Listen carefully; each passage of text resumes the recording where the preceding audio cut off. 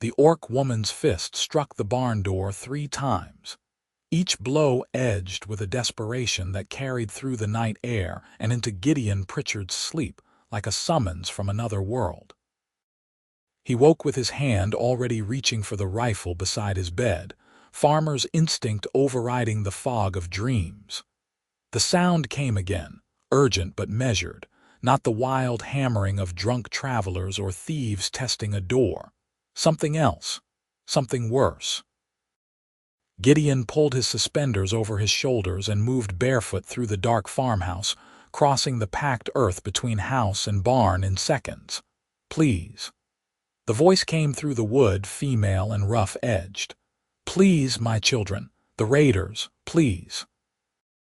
Gideon's hand found the bolt and drew it back before caution could argue.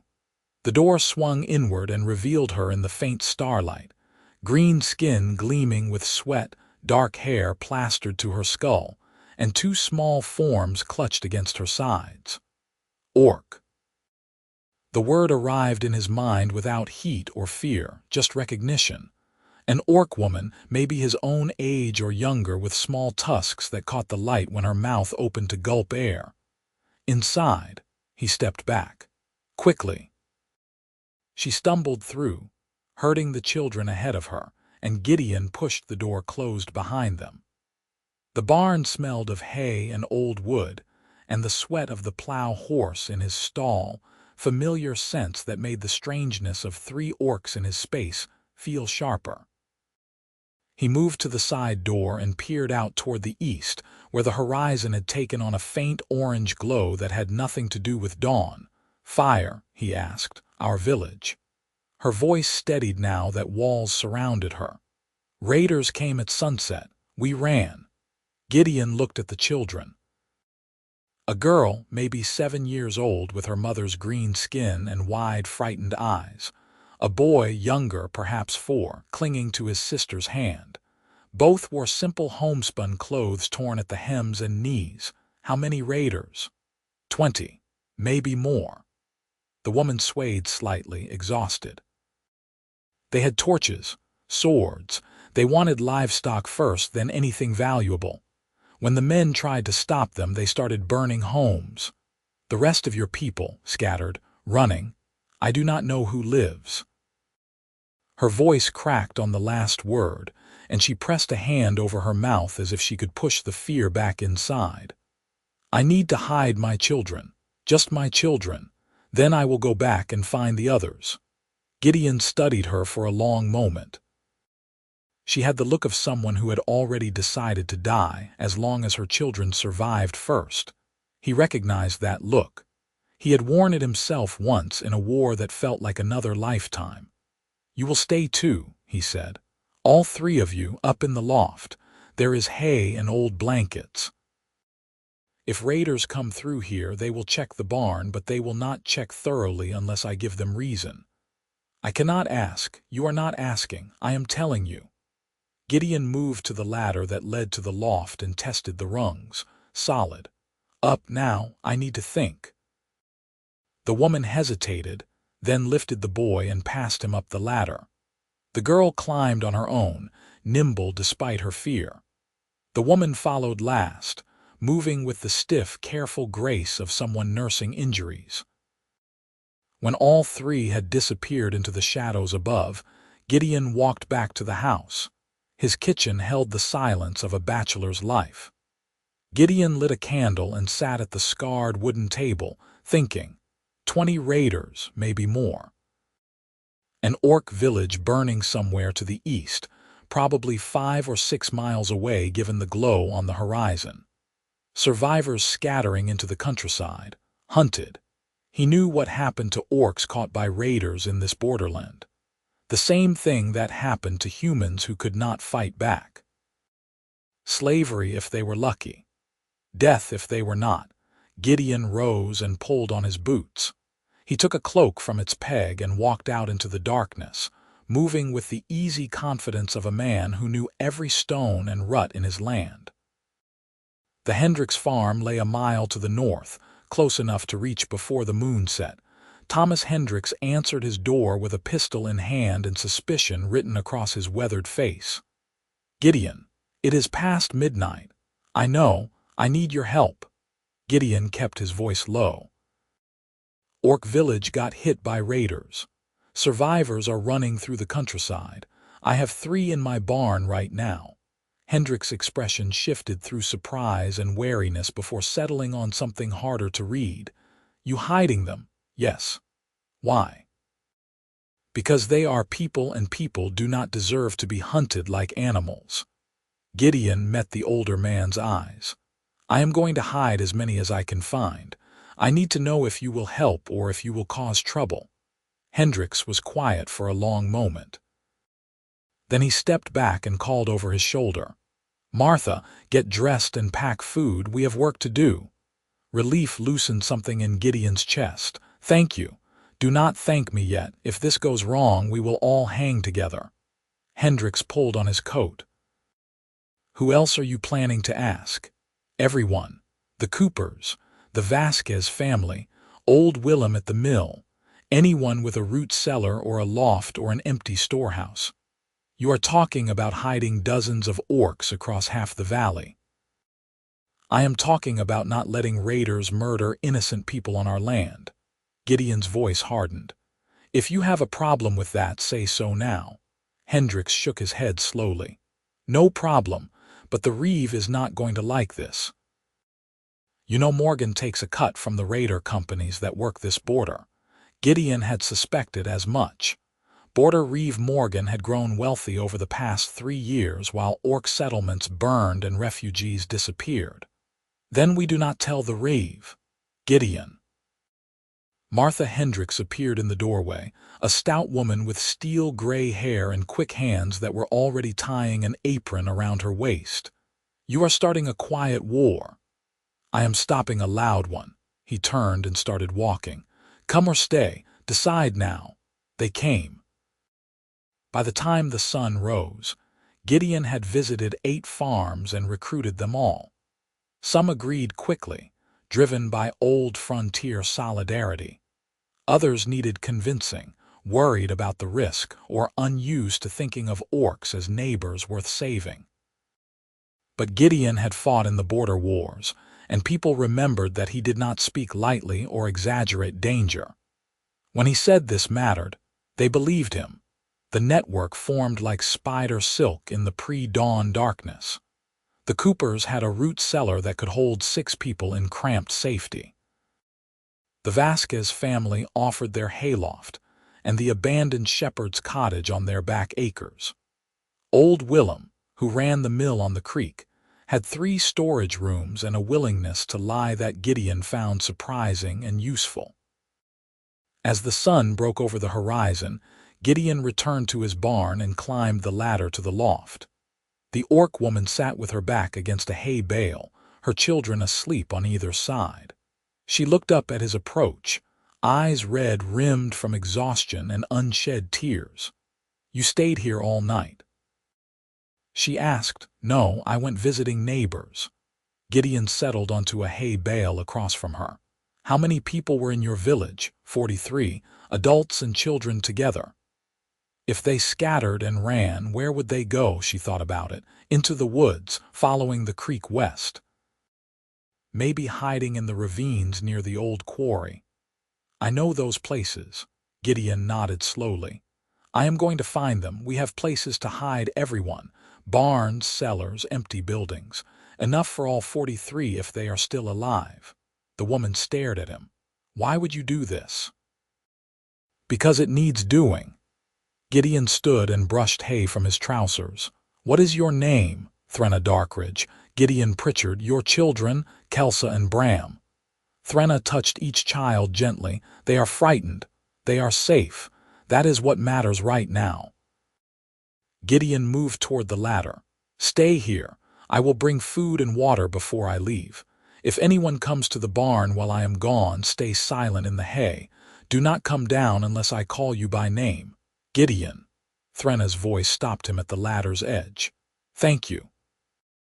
He nodded and descended without answering, because gratitude made him uncomfortable. and there was too much work ahead to waste time on words.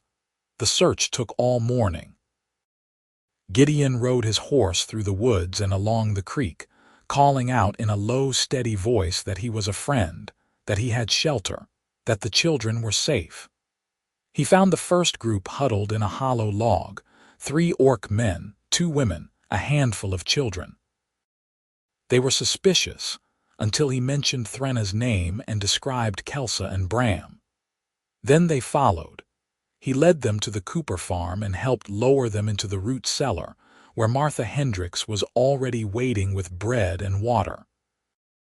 The space was tight and dark, but it was hidden and safe. Gideon showed them how to pull the concealing board back into place from inside, making the cellar invisible from above. The second group he found near the quarry. 4 adults, terrified and injured, 1 woman with a bleeding gash across her shoulder. Gideon tore his shirt for bandages and led them to the old mill, where Willem helped them into the storage room behind a false wall. By noon he had found 17 orcs and distributed them across 4 hiding places. By late afternoon, the count had risen to 29. Some of the farmers he had recruited joined the search, moving through the borderlands with the same quiet determination, calling out safe words and promises of shelter. Gideon returned to his barn as the sun sank low, and found Threnna pacing the loft with barely contained energy. She turned when his head appeared over the ladder's edge, questions blazing in her eyes. 29, he said before she could ask. 29 survivors found and hidden. We are still looking. Threnna's legs seemed to give out. She sat down hard on a hay bale. 29. I need names. I need to know who is still missing so we know who to look for.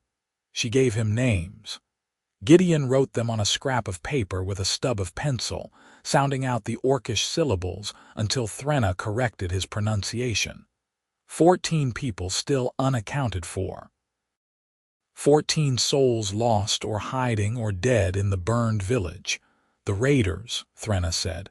Did you see them? No, they will have moved on by now, looking for other targets. Gideon folded the paper and tucked it into his pocket, but they will come back. Raiders always come back to check for survivors returning home. We have maybe 2 or 3 days before they sweep through again. Then we should leave, go farther west into the mountains. 43 people traveling together will be spotted. 43 people hiding separately across a dozen farms will be invisible. Gideon met her eyes. We can keep you safe here, all of you, but it will take time and care and silence. Threnna looked at her sleeping children. Kelsa had rolled against her brother, one small green hand clutching his shirt. I do not understand why you are doing this. You asked me that already. You did not answer. Gideon was quiet for a moment. I fought in the border wars. Saw what happens when fear turns into hate and hate turns into hunting. I am done with hunting. If I can stop it here, I will. You could hang for this, hiding us, lying to authorities. The authorities are in league with the raiders. Gideon's voice went flat. Reeve Morgan profits from every orc settlement that burns, so I do not care much what the authorities think. Threnna studied him with an intensity that made him uncomfortable. You are not what I expected. What did you expect? I do not know. Cruelty, maybe, or indifference. Most humans see orcs and see enemies. I see people. Gideon stood. I will bring dinner, stew and bread, enough for 3. He climbed down before she could respond, heading to the house to prepare food. The work steadied him, cutting vegetables, stoking the fire, stirring the pot. Simple tasks that required no moral calculation, just action. When the stew was ready, he ladled it into bowls and carried them to the barn on a tray with a loaf of bread and a jug of water. Threnna woke the children gently, and they ate in silence. Kelsa and Bram, too, exhausted or frightened for chatter. Gideon left them to it and returned to the house, where he sat at his table and studied the list of missing names. 14 people. He would find them tomorrow, or the next day, or he would learn they had not survived the raid. Either way, he would know. That night he slept poorly, waking at every sound. Once he rose and checked the barn, peering up into the loft where 3 green-skinned forms slept in the hay. They looked peaceful in the darkness, children and mother together. Something about the sight eased the tightness in his chest. The next morning brought visitors. Gideon was feeding his chickens when he heard horses on the road. 3 riders, moving at an easy pace. He recognized the lead rider immediately. Reeve Morgan, a heavy-set man with a black beard and eyes like flint. The 2 men with him wore the leather armor and swords of hired guards. Gideon set down the feed bucket and walked to the fence, making himself calm and unhurried. Reeve, unexpected visit. Morgan reined in his horse and looked around the farm with an appraising eye. Morning, Pritchard. Heard there was trouble to the east. Orc village burned. I saw the smoke. Raiders came through, made a mess of things. Morgan's tone suggested he was discussing weather, not murder. We are checking farms, making sure no survivors wandered into places they should not be. No orcs here, Gideon said. It was not quite a lie. The orcs were not wandering, they were hiding. Mind if we check? I do, actually. I am busy with spring planting and do not have time for searches. Morgan's expression hardened. It was not really a question, Pritchard. Then let me make it clear. This is my land, and you do not have authority to search it without cause. I have no stolen property, no criminals hiding, nothing that gives you legal right to enter. Gideon kept his voice level. So you can check with the magistrate and come back with proper papers, or you can leave. Your choice. One of the guards moved his hand toward his sword. Gideon did not look at him, keeping his eyes on Morgan. You are being difficult, the Reeve said.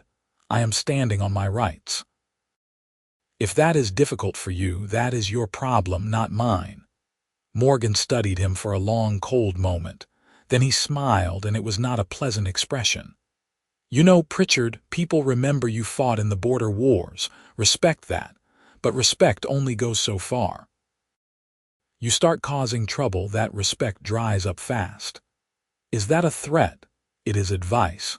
Morgan turned his horse. We will be around, checking farms, making sure everything is secure. You see any orcs, you report them. Understand? I understand what my obligations are under the law.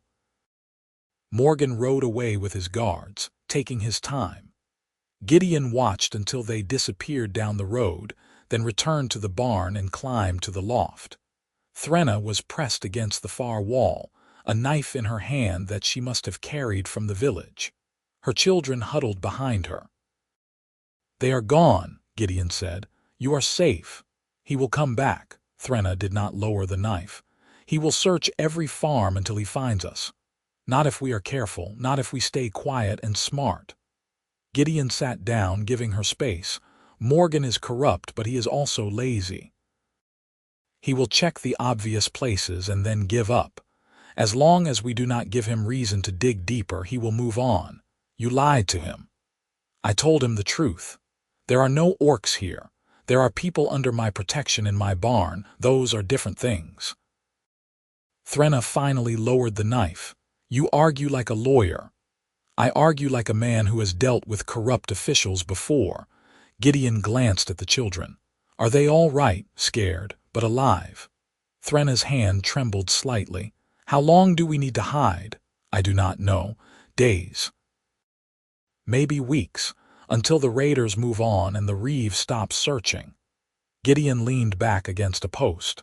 I found 6 more of your people yesterday evening. That makes 35, still missing 9. Who did you find? He rattled off names, and Threnna closed her eyes, relief and grief warring across her face. Some of the names brought smiles. Others brought tears. Gideon let her have the moment, saying nothing.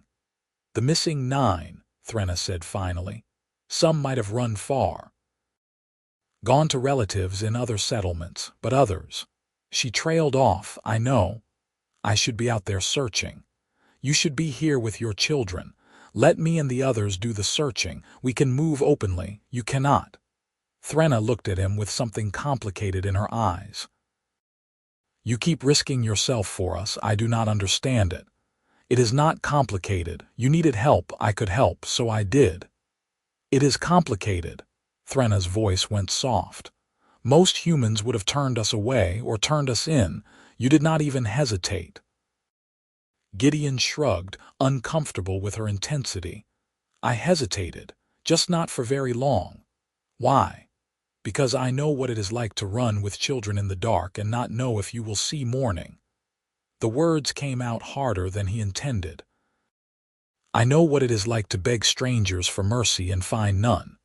So when someone begs me, I do not make them find out what it is like to be refused. Threnna was quiet for a long moment. You have children, had a family. Long time ago, they did not survive the war. Gideon stood, ending the conversation before it could go deeper. I will bring food at midday. Stay quiet until then. He climbed down and spent the rest of the morning working his fields, turning earth for planting. Physical labor helped clear his mind. By noon his shoulders ached and his hands were dirty, and he felt more settled. Thomas Hendricks arrived while Gideon was washing up at the pump. The older man dismounted and tied his horse to the fence, his face grim. Found 3 more last night, Hendricks said without preamble. Hiding in a ravine, half-starved and terrified, we have them at the Vasquez place now. That makes 38. Gideon dried his hands. 6 still missing. There is more. One of the ones we found is a village elder, woman named Greshka. She wants to talk to you. About what? Would not say, just that it is important. Gideon considered. Where is she? Vasquez hayloft. I can take you. They rode together through the midday heat, following farm roads that wound between fields of young wheat and pastures dotted with sheep. The Vasquez farm was larger than Gideon's, a sprawling property with multiple barns and outbuildings. Maria Vasquez met them at the door, a tall woman with dark hair streaked with gray. She is in the loft, Maria said. Been asking for you since she woke up. Gideon climbed the ladder and found Greshka sitting beside the loft door, where light streamed in and she could see the countryside. She was older than Threnna, with scars on her hands and a face weathered by decades of hard living.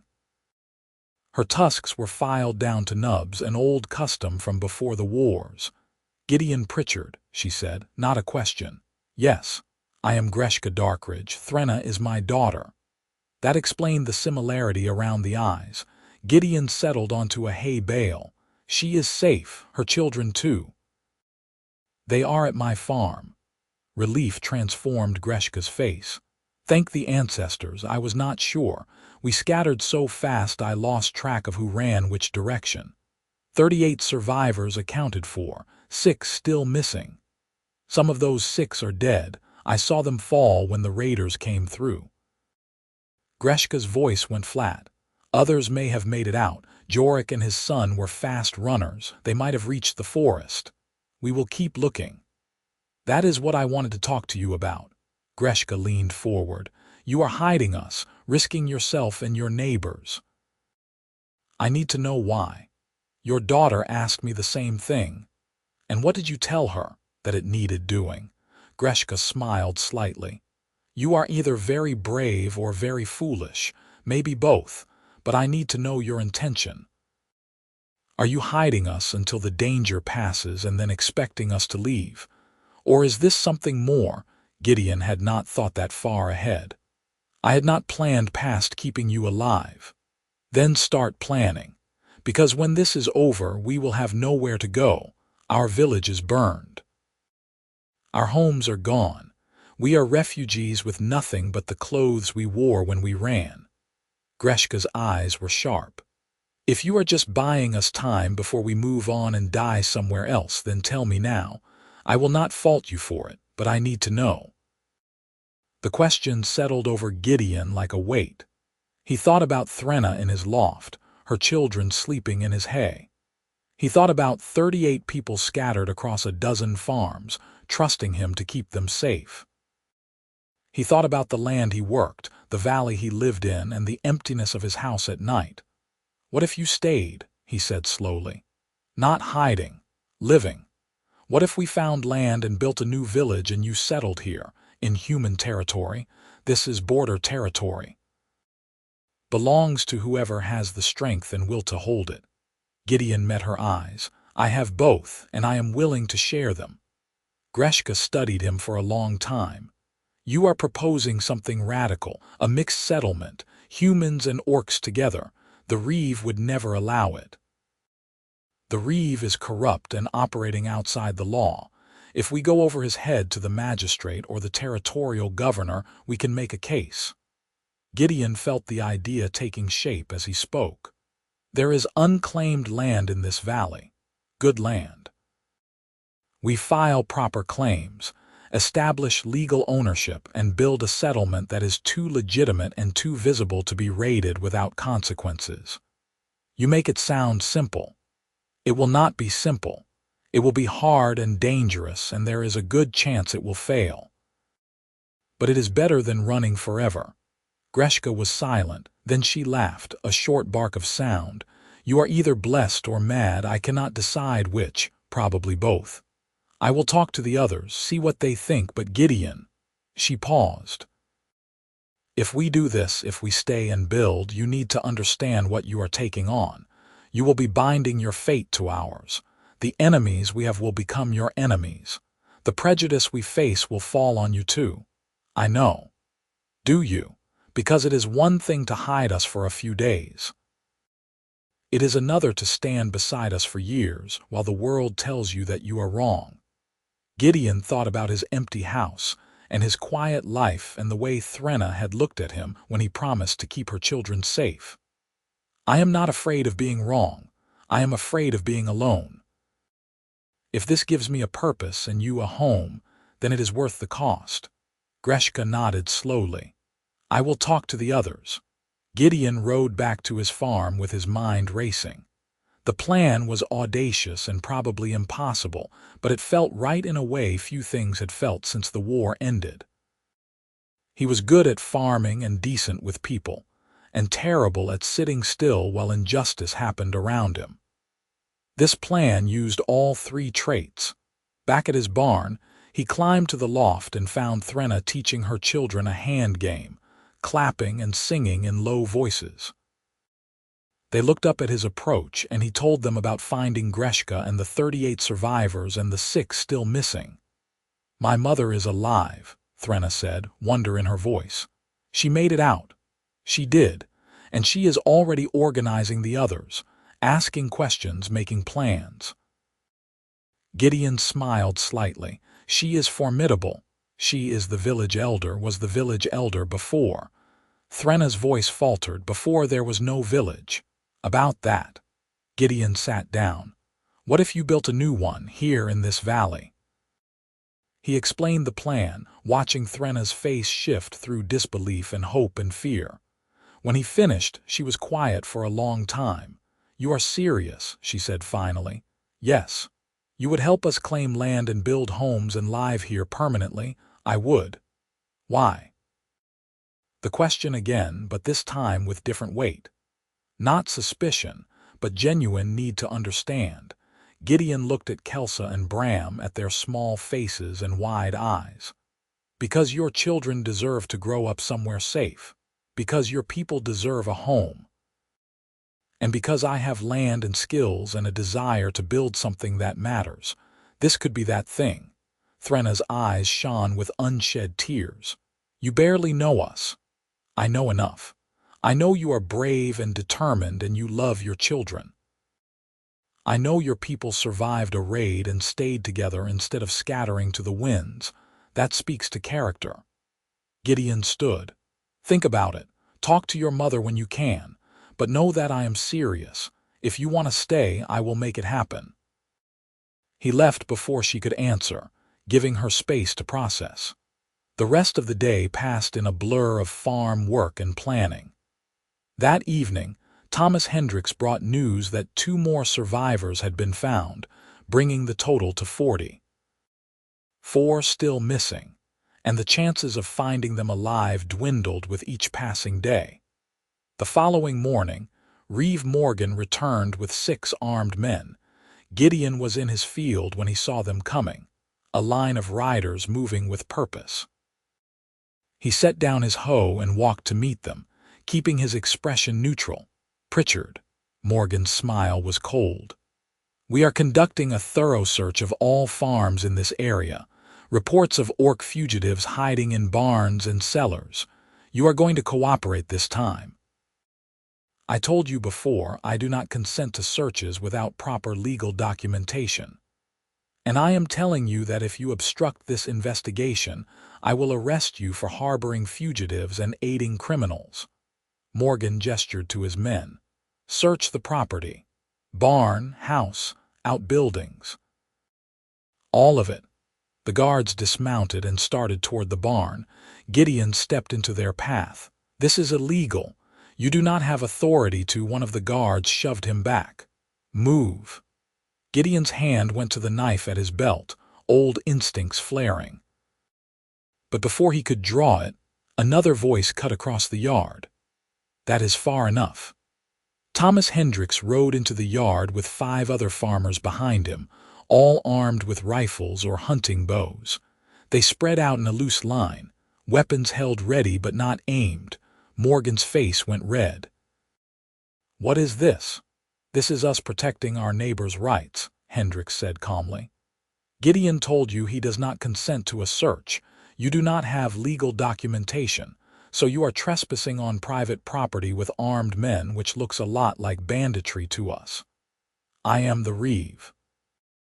You are a civil administrator with limited enforcement powers.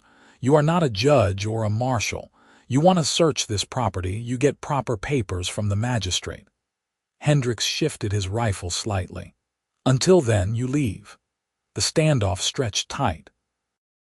Morgan looked at his 6 guards, then at the 6 armed farmers, calculating odds. Finally, he jerked his reins and turned his horse. "This is not over," he said. "I will have papers, and when I come back I will find every fugitive you are hiding and you will all hang for it." He rode away with his men, leaving Gideon standing in his yard with shaking hands. Hendricks dismounted and gripped his shoulder. "You all right?" "Yes, thank you. If you had not come, we saw them riding this way and figured they were up to no good." Maria Vasquez spotted them from her roof and sent her son running to spread the word. Hendricks looked toward the barn. "They are still up there." "Yes." "Then we need to move faster. Morgan will have those papers within a day or 2, and when he comes back, he will tear this place apart." Hendricks lowered his voice. "Some of us have been talking about your plan, the settlement idea. And we think it is crazy, but we also think it might work, if we move fast and get ahead of Morgan." Hendricks pulled a folded paper from his pocket. "There is unclaimed land along the northern ridge. Good soil, access to water, far enough from the main roads that raiders would have to work to reach it. We could file claims today. Get legal ownership established before Morgan can interfere." Gideon took the paper and studied the rough map sketched on it. "This is a lot of land. Enough for 40 families, orc and human together. We build a real settlement with walls and a charter and legal standing. Make it legitimate. Then when Morgan comes sniffing around, he cannot just raid it without answering to higher authorities. This would require everyone to commit. Every farm, every family. If some back out halfway through, the whole thing collapses. We know. We talked about it. 12 families are ready to commit now. Others are considering, but we need to move now before Morgan shuts us down." Gideon looked at the map, his mind racing through logistics. Building a settlement from scratch would take months. They would need lumber, nails, tools, labor. They would need to move the orc survivors from their hiding places to the new land without being spotted. They would need to file legal claims and establish property rights and build enough structures to make the settlement undeniable. "Tell everyone to meet here tonight," he said. "After dark. We will make a plan." Hendricks nodded and rode off to spread the word. Gideon returned to the barn and climbed to the loft, where Threnna waited with her children. She had heard the confrontation in the yard, and her face was tight with worry. "He will come back," she said. "I know. But we are going to be ready. We are filing land claims today and starting construction of a new settlement. If you and your people want to stay, you are going to help us build it." Threnna stared at him. "You are really doing this? We are really doing this, all of us together?" Gideon knelt beside Kelsa and Bram. "How would you like to help build a new village, one where you do not have to hide?" Kelsa looked at her mother. "Can we?" Threnna's hand trembled as she stroked her daughter's hair. "Yes, I think we can." That night, 16 families gathered in Gideon's barn. Orc and human together, standing in the lamplight while Gideon laid out the plan on a table made of hay bales. Greshka was there, and Maria Vasquez, and old Willem from the mill, and a dozen others who had decided that hiding was not enough. "We file claims tomorrow," Gideon said, pointing to the map. "This land along the northern ridge. It is unclaimed and fits the legal requirements for settlement. We will need to establish permanent structures within 3 months to make the claims valid. That means we build fast." "How fast?" asked Miguel Vasquez, Maria's husband. 3 buildings minimum. A main hall, a storehouse, and at least 1 family dwelling. Stone foundations, proper roofs, enough to prove we are serious.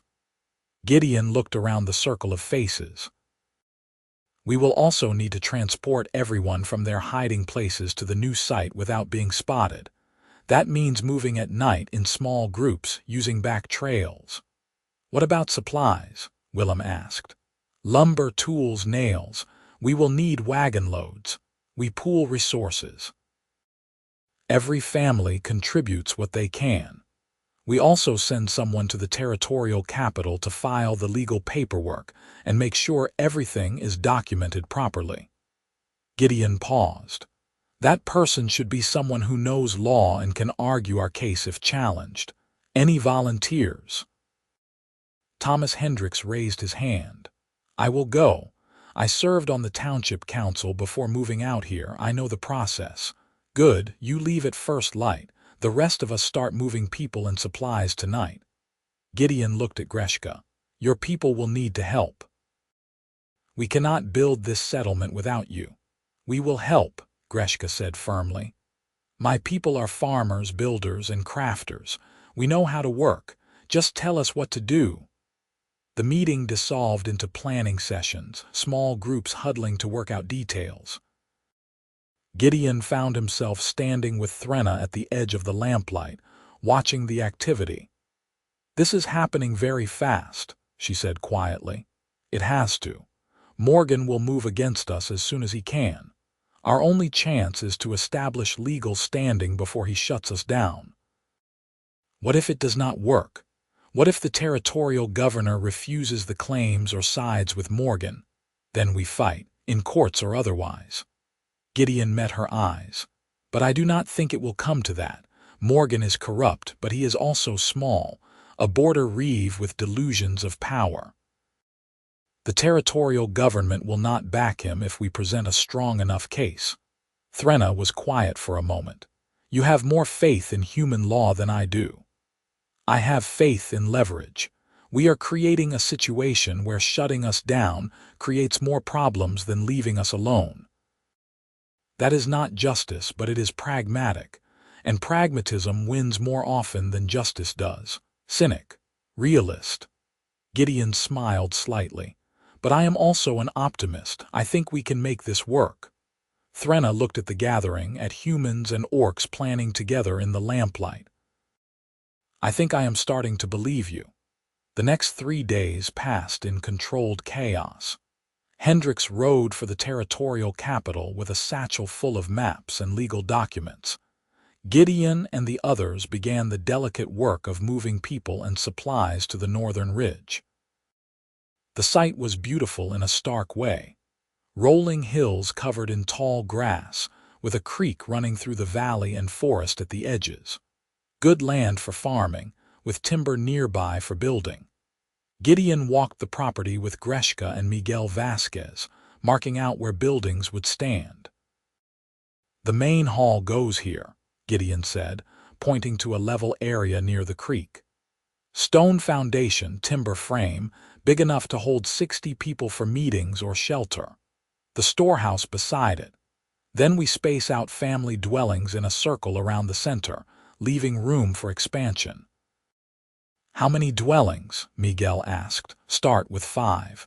Prove we can do it, then build more as we go." Gideon looked at Greshka. "Your people have experience with communal building." "Yes. In our old village, we raised every building together. Everyone contributes labor, and the structure belongs to the community until a family claims it." Greshka surveyed the land with an experienced eye. "We will need a forge, somewhere to repair tools and make nails, and a well. Creek water is good for washing but not reliable for drinking." "Add them to the list." They worked from dawn until dark, clearing land and digging foundations. Orc and human labored side by side, sharing tools and water and the exhaustion of hard physical work. Threnna proved to be a skilled organizer, coordinating groups and making sure resources were distributed efficiently. Her children helped where they could, carrying water and stacking stones, their fear slowly replaced by cautious hope. On the 4th day, Reeve Morgan returned with papers. Gideon was at the new settlement site when Miguel's son came running with the news. "The Reeve is at your farm with a dozen men. He has a warrant." Gideon's stomach dropped. "Did they search the barn?" "Yes, found it empty. Now they are tearing apart the house." "Go back and watch. Do not let them see you. Report back if they find anything or leave." Gideon turned to the others. "Everyone stay here. Keep working. Do not go back to your farms until I say it is safe." He rode hard for his property, arriving to find Morgan's men ransacking his house. Furniture overturned, cabinets opened, drawers emptied onto the floor. Morgan stood in the yard, watching with satisfaction. "Pritchard, finally, we have been looking for you. You have a warrant to search, not to destroy." Gideon dismounted and surveyed the damage. "This is going to cost you." "We are looking for evidence of fugitives. That gives us broad authority." Morgan held up a piece of paper. "This warrant allows me to search any property in the district suspected of harboring orc refugees, including yours." "Then search. You will not find anything." "We already did." "Your barn still smells like orcs. Hay in the loft has been disturbed. You have been hiding them. Prove it." "Smell and disturbed hay are not evidence. Show me actual fugitives or get off my land." Morgan's expression turned ugly. "You think you are clever, hiding them somewhere else, moving them around. But I will find them, and when I do, you will hang beside them." "Is that a threat, Reeve? Because if you are threatening a citizen without evidence, that is grounds for removal from office. You talk a lot about law for a man breaking it." "I talk a lot about law because I know it, which is more than I can say for you." Gideon stepped closer. "You want to arrest me? Do it. Take me before the magistrate and explain why you are harassing a farmer with no evidence. See how that goes." Morgan hesitated. Gideon could see the calculation in his eyes, the risk of overreach versus the certainty that Gideon was hiding something. Finally, Morgan turned to his men. "Let us go. There is nothing here. But Pritchard," he swung back into his saddle, "I will be watching every move you make, every place you go. And when you slip up, I will be there." They rode away, leaving Gideon standing in his ransacked yard. He waited until they were out of sight, then walked through the house assessing damage. Nothing irreplaceable broken, but the message was clear. Morgan knew something was happening and would not stop until he found proof. Gideon returned to the settlement site and called a meeting. Morgan searched my place. Did not find the orcs, but he is suspicious. We need to accelerate the timeline. Get those land claims filed and buildings up before he figures out what we are doing. Hendricks will not be back for another week, Maria said. Then we build without him.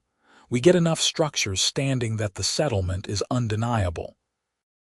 When Hendricks returns with the legal papers, we will already be established facts on the ground. They worked through the night.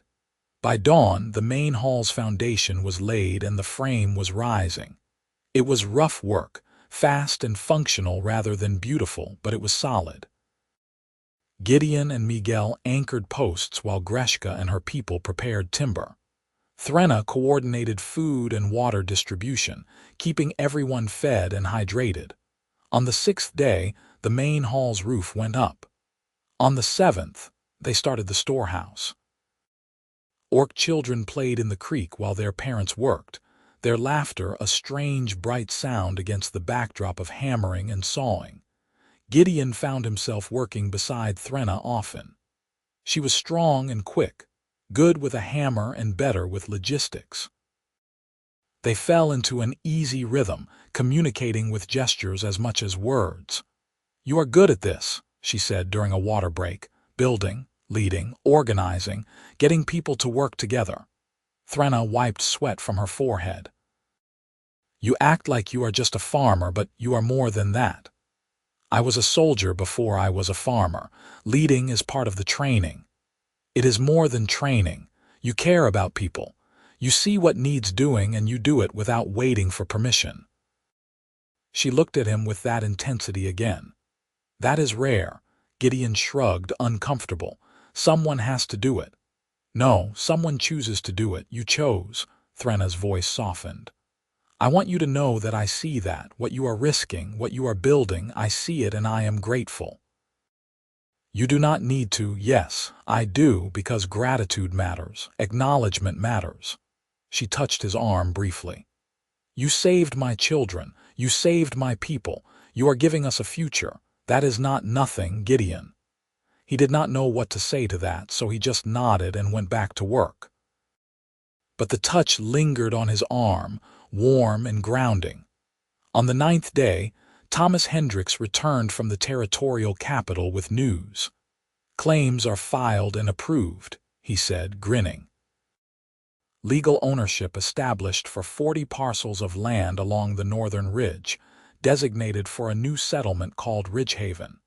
"You are officially the founding settler, Gideon. Congratulations." Relief flooded through Gideon so strongly his knees weakened. "It is done. We have legal standing." "We do." The territorial governor's office approved everything. They are actually pleased about the settlement. Extending civilization into unclaimed territory looks good for their records. Hendricks pulled out a sheaf of papers. "These are your copies. Deeds, claim certificates, settlement charter. All legal and binding." Greshka took one of the papers and studied it with wonder.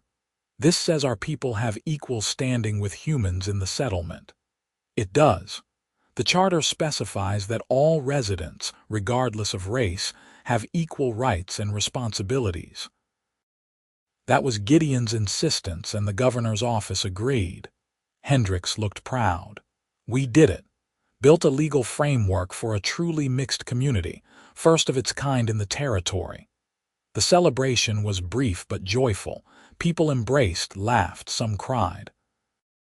Gideon stood at the edge of it, watching the community he had helped create come together.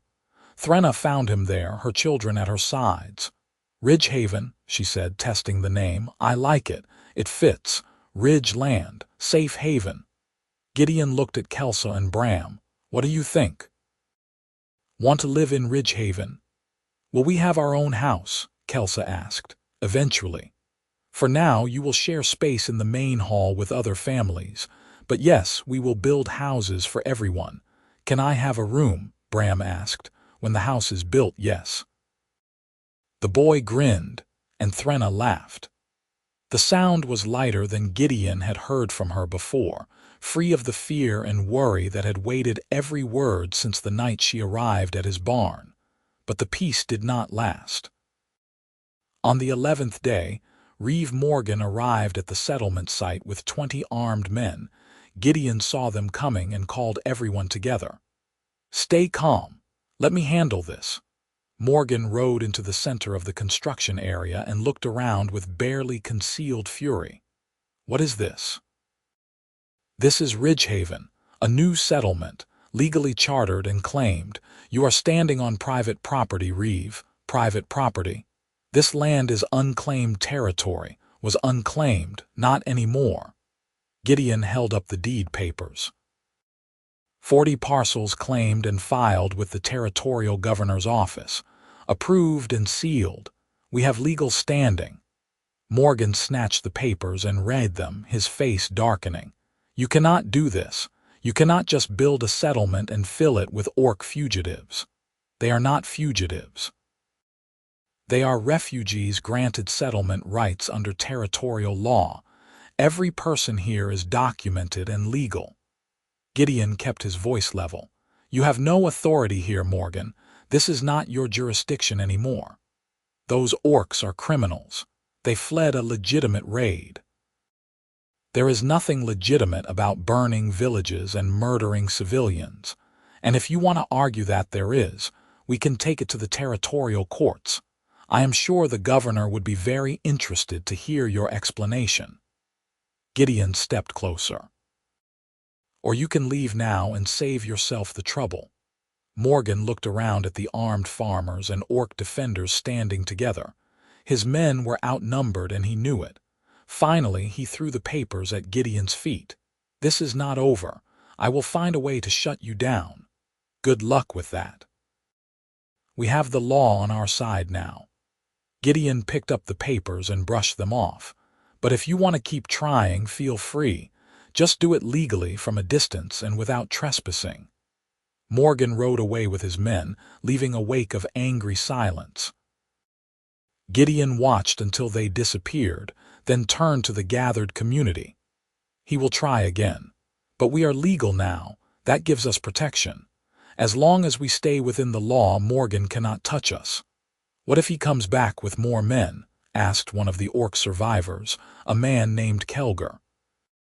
"What if he decides to raid us anyway? Then we defend ourselves. We are a legal settlement. We have the right to protect our property." Gideon looked at the half-built structures around them.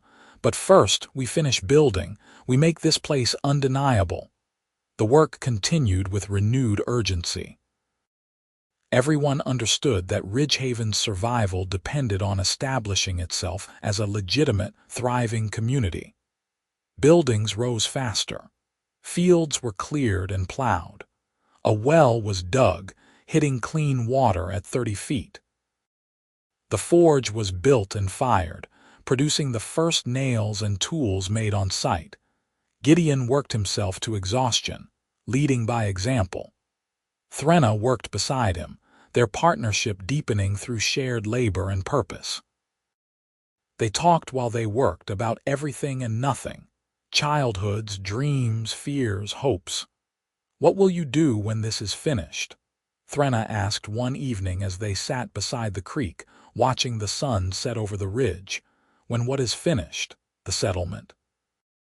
When all the buildings are up and everyone is settled." "What then?" Gideon thought about it. "I will go back to farming, I suppose. That is what I know, but I will stay here in Ridgehaven, help it grow." "You could do more than farm, you could lead. The settlement will need a council, someone to make decisions and settle disputes." "I am not a politician." "No, you are something better. You are someone people trust." Threnna drew her knees up and wrapped her arms around them. "My people trust you.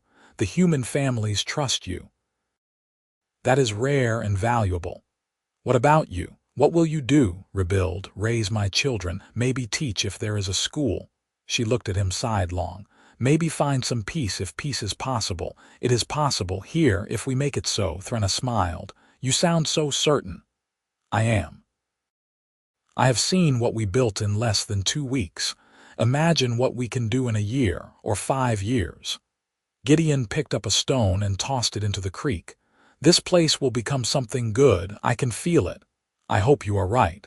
I am. He met her eyes. And you will be part of it. You and your children. You belong here. Something shifted in Threna's expression. Thank you for saying that, for meaning it. They sat in comfortable silence as the sun sank below the horizon and stars emerged overhead. Gideon felt a contentment he had not experienced in years, a sense of rightness that settled into his bones. But the peace shattered 3 nights later when raiders attacked. They came in the dark, 20 or 30 men with torches and weapons. Gideon woke to shouting and the smell of smoke. He grabbed his rifle and ran outside to find the storehouse on fire and raiders moving through the settlement. To the main hall, Gideon shouted. Everyone inside, defensive positions.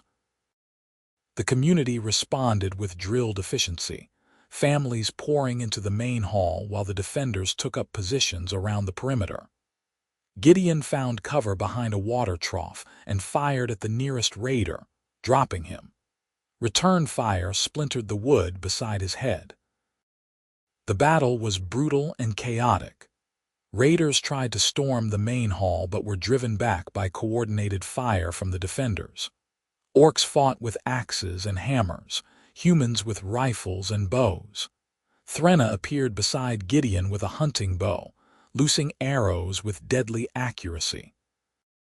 The storehouse is lost, she said between shots, but we are holding the main hall. Where are your children? Safe inside. My mother is with them. Threna fired again and a raider fell. How many do they have? Too many. We need to drive them back or this turns into a siege. Gideon looked around, assessing. The raiders had superior numbers but were disorganized. They had expected an easy target and found fortified resistance. If the defenders could press the advantage, the raiders might break. Miguel, Gideon called. Take 5 men and circle around the east side. Hit them from the flank. Thomas, take the west. I will hold the center. The defenders moved quickly, splitting into 3 groups. Gideon led his group in a concentrated push toward the raiders' center, firing and advancing. The raiders fell back, surprised by the aggression. Miguel's group hit from the side, scattering the raiders further. The battle turned. Raiders began to flee, running back toward the forest. Gideon's group pursued for 100 yards, then stopped and returned to the settlement to assess damage. The storehouse was a total loss, still burning despite efforts to extinguish it. 2 defenders were wounded, neither critically. 3 raiders lay dead in the settlement center. The rest had escaped. Gideon stood in the firelight, breathing hard. Threna appeared beside him, checking him for injuries. You are bleeding, she said, touching his shoulder. He looked down and saw blood seeping through his shirt, a graze from a bullet, shallow but painful. I will live. You will get that cleaned and bandaged. Do not be stubborn. Threna's voice was sharp with fear that had not been present during the fighting. You could have been killed. So could you, but we are both alive. So is everyone else who matters. Gideon looked at the burning storehouse. We will rebuild, stronger this time. Those raiders will come back. Not soon.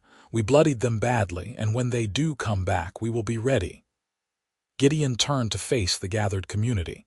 Everyone all right? Anyone seriously hurt? Calls came back confirming injuries were minor. Gideon nodded, satisfied. Good, put out the fire, treat the wounded. Double the watch for tonight. Tomorrow we rebuild. The community dispersed to follow orders. Threna stayed at Gideon's side as they walked to the main hall, where Greshka had set up a makeshift infirmary. The older woman cleaned and bandaged Gideon's shoulder with practiced efficiency. You fought well, Greshka said. All of you. Raiders did not expect real resistance. They underestimated us. They will not make that mistake again. Gideon flexed his shoulder, testing the bandage. We need better defenses, a palisade wall around the perimeter, watch towers, clear sight lines. That will take time. Then we make time. This settlement is worth defending properly. Gideon looked at Threnna. You fought well too, that bow work was impressive. She smiled slightly. I used to hunt in the forests near our old village. I know how to shoot. Remind me not to make you angry. I will keep that in mind. They worked through the night, putting out the fire and organizing watches. By dawn, the settlement was secure again, battered but standing. Gideon called a council meeting at first light. Last night proved we can defend ourselves, he said to the gathered leaders. But it also proved we need better fortifications. Starting today, we build a wall. Logs 10 feet high, sharpened tops, complete perimeter. Watch towers at the corners. We also establish a formal militia. 20 people trained and armed with rotating schedules. That is a lot of labor, Miguel said. It will slow down other construction. Then we work harder. We cannot afford to be vulnerable like this again. Gideon looked around the circle. Any objections? There were none. The attack had focused everyone's priorities. The wall took 3 weeks to complete. It was hard labor, felling trees and trimming logs and sinking them deep into the earth. But when it was finished, Ridgehaven looked like a real fortress, defensible and solid. During those 3 weeks, other things changed too. Families moved out of the main hall into newly completed dwellings. Fields were planted with spring crops. Children started informal schooling in a corner of the main hall, taught by an orc woman named Sareth, who had been a teacher in the old village. And Gideon found himself spending more time with Threnna. It was not intentional at first, just the natural result of working closely together. But as days passed, he sought her out more often, wanting her opinion on decisions or just enjoying her company. She seemed to feel the same. They took walks in the evening, talking about everything. She told him about her life before the raid, her husband, who had died 2 years earlier from illness, the village she had loved and lost, the fear she had carried since becoming a single mother in a dangerous world. Gideon told her about his own losses, his wife and son killed in a border raid during the wars, the years of grief and emptiness that followed, the slow process of learning to live again. I thought I was done, he admitted one night as they sat on the wall looking out at the stars. Done with caring about people, done with building things that could be taken away. I was just going to farm my land and live quietly until I died. What changed? Threnna asked. You knocked on my barn door. He looked at her. You and your children reminded me that some things are worth the risk of loss, that hiding from life is not the same as living it. Threnna was quiet for a long time. Then she said, I was afraid of you at first, afraid you would hurt us or turn us in. When you did not, I was confused. I could not understand why a human would help orcs. And now I understand. You are not helping because we are orcs or because you are human. You are helping because you see people who need help and you cannot turn away. That is who you are. She looked at him. I admire that. More than I can say. Gideon did not know how to respond. Compliments always made him uncomfortable. So instead he reached out and took her hand, letting the gesture speak for him. Threnna's fingers curled around his, strong and warm. They sat like that for a long time, hand in hand under the stars, saying nothing because there was nothing that needed to be said. The relationship deepened slowly after that. Not a sudden romance, but a gradual growing together of two people who had found unexpected connection. They were careful around the children at first, not wanting to confuse or worry them, but Kelsa and Bram noticed anyway, the way children always do. You like my mother? Kelsa asked Gideon one afternoon while he was teaching her to carve wood. Yes, she is a good person. Do you like her or just like her? Gideon paused, considering how to answer. I care about her very much. Is that all right with you? Kelsa thought about it seriously. I think so. You are nice, and you make her smile more than she used to. That is good then. Are you going to marry her? That is a very personal question, Kelsa. But are you? Gideon laughed. I do not know. We have not talked about it, but if we did, would that be all right with you, I guess, as long as you do not try to replace our father? I would never try to do that. Your father was important and he will always be part of your family.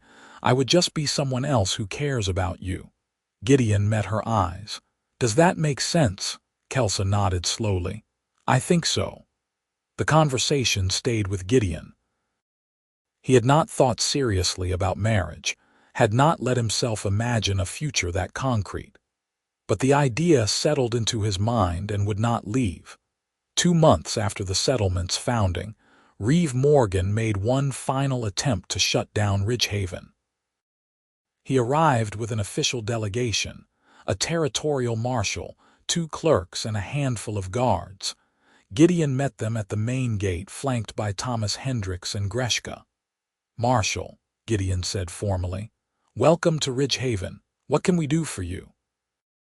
The marshal was a tall man with gray hair and a stern expression. I am Marshal Calder. I am here to investigate complaints filed by Reeve Morgan regarding this settlement's legality and safety. We have all our documentation in order. Deeds, claims, settlement charter. All approved by the territorial governor's office. I have seen the documentation. It appears to be in order. However, Reeve Morgan alleges that you are harboring fugitives and that the settlement poses a security risk to the region. Then the Reeve is mistaken. Every resident of Ridgehaven is documented and legally here. As for security, we were attacked by raiders 3 weeks ago and successfully defended ourselves. If anything, we are making the region safer by providing a fortified refuge for peaceful families. Marshal Calder looked around the settlement, taking in the wall and towers and orderly buildings. I would like to inspect the premises, interview residents, verify your claims. Of course, we have nothing to hide. The inspection took all day. Marshal Calder spoke with dozens of residents, human and orc alike. He reviewed documentation, checked food stores, examined the defenses. Morgan followed him throughout, pointing out problems and making accusations that rang increasingly hollow. Finally, as the sun set, Marshal Calder called a meeting in the main hall. The entire community gathered to hear his verdict. I have completed my investigation, Calder said. My findings are as follows. Ridgehaven is a legally established settlement with proper documentation and standing. All residents are accounted for and present legally. The settlement poses no security threat to the region and has in fact successfully defended itself against raiders, contributing to regional stability. Relief rippled through the crowd. Morgan's face turned purple with rage. Marshal, you cannot. I can and I have. My report will state that Ridgehaven is a model settlement and should be supported by territorial authorities. Calder turned to Morgan. As for you, Reeve, your complaints appear to be motivated by personal animosity rather than legitimate concerns. I am recommending a full audit of your activities and accounts. If you have been profiting from raids, as I suspect, you will face criminal charges. Morgan opened his mouth to argue, then seemed to realize the game was over. He turned and stalked out of the hall, his guards following. Marshal Calder stayed for another hour, offering advice on governance and defense. When he finally departed, he shook Gideon's hand. You built something good here. Do not let it fall apart. Calder smiled slightly.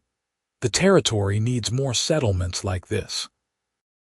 Places where people work together instead of tearing each other apart. We will do our best, Marshal. I believe you will.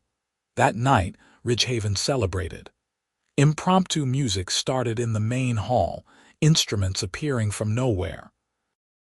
People danced and sang, human and orc together, joy overriding exhaustion. Gideon stood at the edge of it, watching his community come alive. Threnna found him there. "You should be celebrating. You won. We won, all of us together. Stop being humble. This was your vision, your determination. You made this happen." She took his hand. "Come dance with me." "I am not much of a dancer. Neither am I. We will be terrible together." They danced, clumsy and laughing, surrounded by celebrating families. At some point, Gideon realized he was happy, genuinely deeply happy, in a way he had not been since before the wars. The realization was startling and wonderful. Later, when the celebration wound down and families retreated to their homes, Gideon walked Threnna to the dwelling she shared with her mother and children. They stood outside the door, reluctant to part. "Thank you," Threnna said, "for everything, for saving us, for building this place, for being exactly who you are. I should be thanking you. You and your family gave me a reason to care again." Threnna reached up and cupped his face with one hand. "I am glad we knocked on your barn door that night. So am I." She kissed him then, brief and gentle. Gideon kissed her back, his hand finding her waist. When they finally pulled apart, both were smiling. "We should probably talk about this," Threnna said. "Probably. Tomorrow." The conversation happened over breakfast, with Greshka and the children present. It was awkward and sweet and complicated in the way family discussions always are. But by the end, everyone understood. Gideon and Threnna were together now, building not just a settlement but a life. The formal proposal came 3 months later, after the summer harvest. Gideon waited until Kelsa and Bram were present, wanting them to be part of the moment. "Threnna," he said, kneeling in the small garden behind their dwelling, "I know we have not known each other long, but I know that I care about you and your children more than I have cared about anything in a long time. I want to build a future together. Will you marry me?" Threnna looked at her children. Kelsa was grinning. Bram looked confused but happy. "Yes," Threnna said, tears in her eyes. "Yes, I will marry you." The wedding was held 6 weeks later, officiated by Marshal Calder, who had returned specifically for the occasion. It was the first wedding in Ridgehaven. Human and orc joined in a ceremony that blended traditions from both cultures. The entire settlement attended, packing the main hall to witness the union. Gideon stood at the altar in clean clothes, watching Threnna walk toward him with Kelsa and Bram at her sides.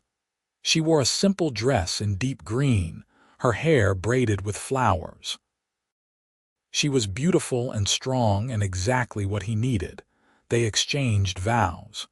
Not elaborate promises, just simple statements of commitment and love. When Marshal Calder pronounced them married, the hall erupted in cheers. The celebration lasted late into the night. Gideon and Threnna danced, laughed, accepted congratulations from everyone they knew. Greshka hugged Gideon so hard he thought his ribs might crack. "You are family now," she said fiercely. "Treat my daughter well or I will make you regret it." "I will, I promise." "Good." As the celebration wound down, Gideon found himself standing outside the hall with Thomas Hendricks, looking out at the settlement they had built. "It is amazing what happened here," Thomas said quietly. "We started with one orc woman and her children in your barn. Now we have a thriving community of 80 people. Houses, farms, a future. We all built it together. You started it. Do not forget that." Thomas clapped him on the shoulder. "Ridgehaven is going to be important, Gideon, first of its kind, a place where humans and orcs live as equals.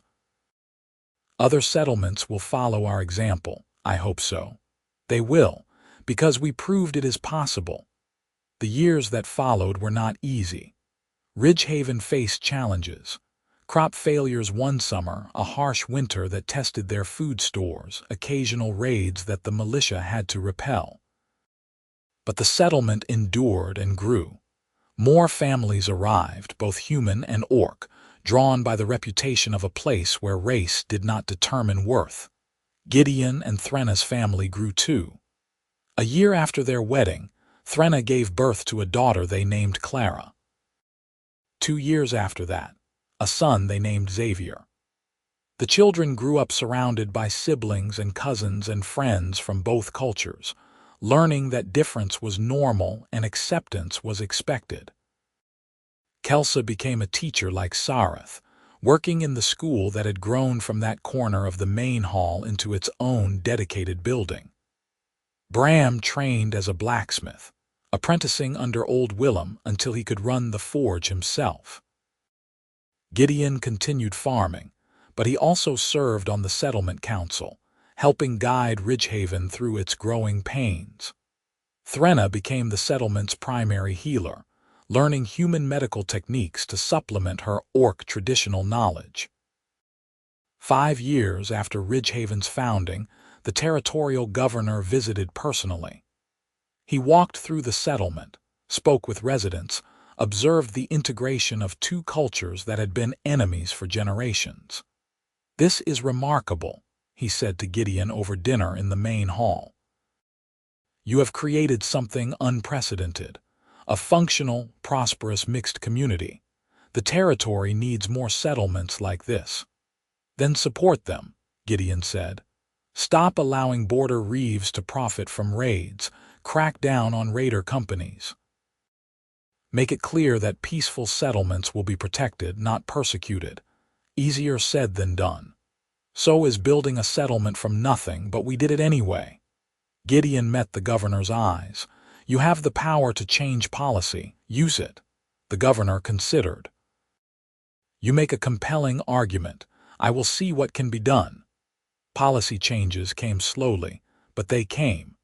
Raider companies found themselves facing real consequences for attacks on settlements.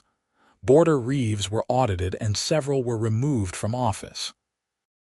Morgan himself was arrested and convicted of corruption, his properties seized. The changes made the borderlands safer. More mixed settlements formed, looking to Ridgehaven as a model.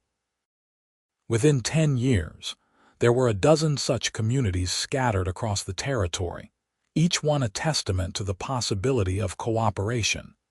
Gideon watched these changes with quiet satisfaction.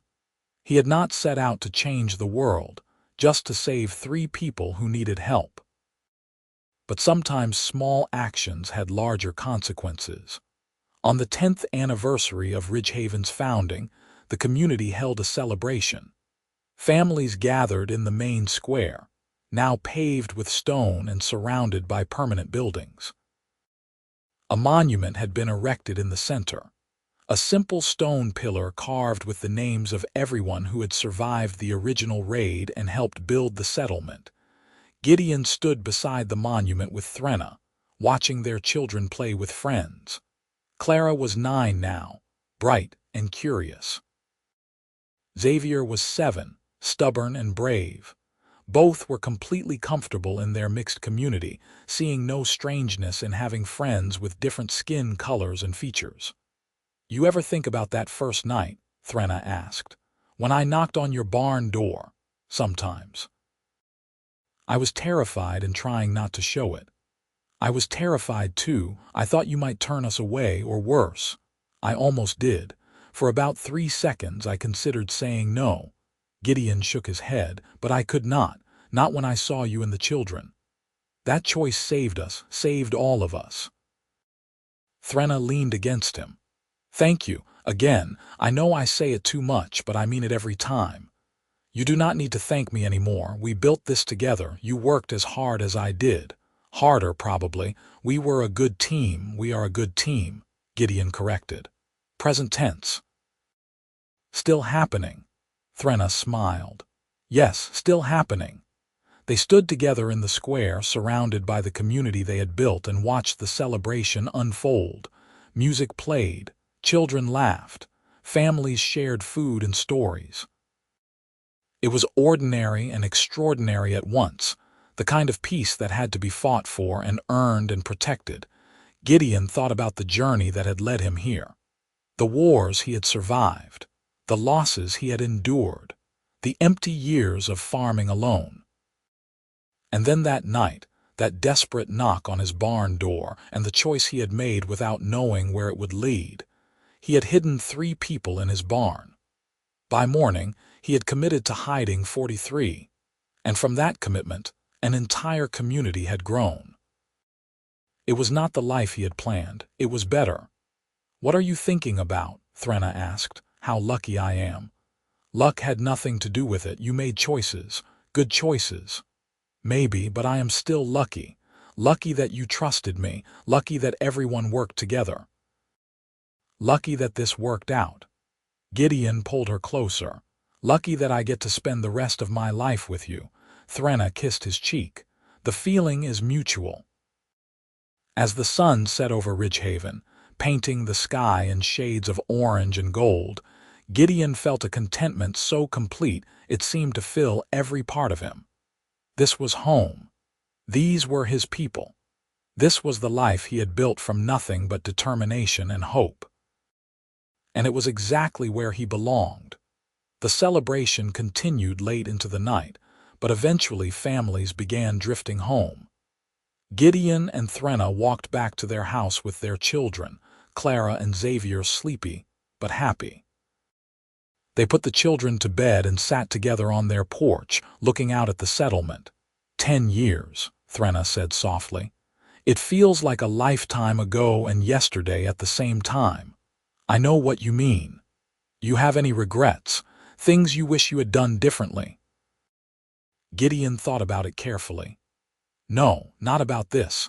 Maybe about timing or specific decisions, but not about the core of it. Building Ridgehaven, marrying you, becoming a family.